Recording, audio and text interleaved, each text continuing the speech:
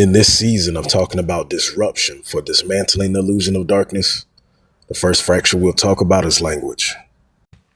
Understand, my child, for a group to successfully enslave another to convert their way of living to benefit their existence, they have to disconnect the enslaved group from their language. His story has proven any captured group left connected to what they know and believe have always eventually rebelled against control, risking all for freedom.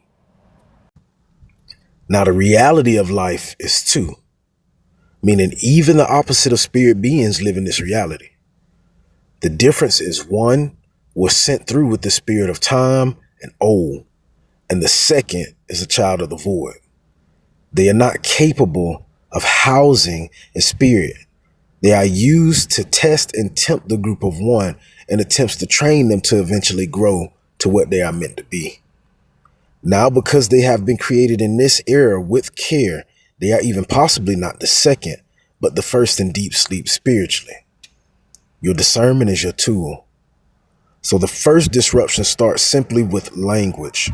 Language starts with certain groups determining who is worthy and whose beliefs are the same, because belief and faith organize perception, which through tradition causes certain groups or a group to feel superior in their own domain of mental capacity.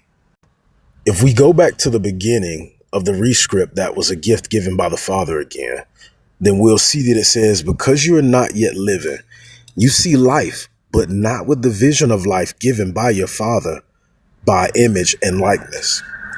Because you are not yet living, what is and was done in life also has no life to live. So when spoken, void is your language, because void is your tongue.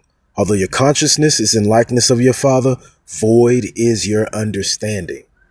So you have to gain clarity for correction and alignment. The tongue was the first chain of enslavement, but the tongue is also the first key. English was imposed globally through conquest, trades, and colonization, not chosen, but enforced. Its structure is full of homophones, double meanings, and linguistic traps that confuse spiritual clarity. The phase spelling itself implies casting a spell. Words become containers of unseen meaning. The erasure of native tongues erased memory, rhythm, and encoded soul frequency from lineages. Etymology expose proves many words are inverted or hidden in plain sight, such as live, converted to evil, God, dog, even God to good. Move the words in sacred around and you get scared, or take the W off of whole and you're still left with whole. Things made for us to over like or indulge in, like desserts, flipped around in words as stress, which is what most people are who overindulge in them. Words are switched from life-centered to control-centered. When root meanings are lost, language becomes a tool of misdirection, and not by accident. Stop playing dumb. It's strategically coded by those who knew the power and origin of purpose for sound. I'll show you a couple words that the meanings have been changed in history that play a big part in how your spirit connects with who you're meant to be. If you need to, pause this screen to get the information off of there, or at least to read it to understand where I'm coming from. The first word is going to be Lord, a word given us to use to describe something that's greater than what this word was ever created for. This word Lord was created to enslave. It means one who enslaves. So instead of giving praise to the one who in your heart you know is your Lord, you're using this word and praising the ones who calls themselves lords in darkness. Now, the word God is the next one. It's the most popular one.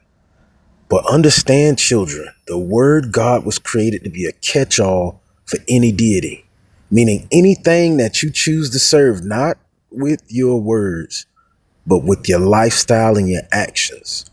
You can say that you serve a God of Christianity, but also at the same time, if you're living every day for your finances, your money, your husband, your kids, your job, or whatever that has control over you, that becomes your God.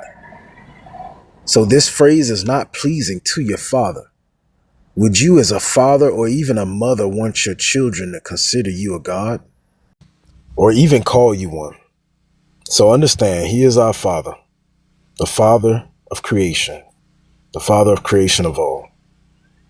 So let's look at Christianity. They changed the original text from thou shalt not murder in its purest form to thou shalt not kill. If you pause the screen and look at these definitions, there's a very big difference. One gives you the power to protect what you believe in yourself and your family, and the other one doesn't. But there's much more in this to be taught. But this concludes our lesson for today. Thanks for your attention, for understanding, through truth of transparency, for love.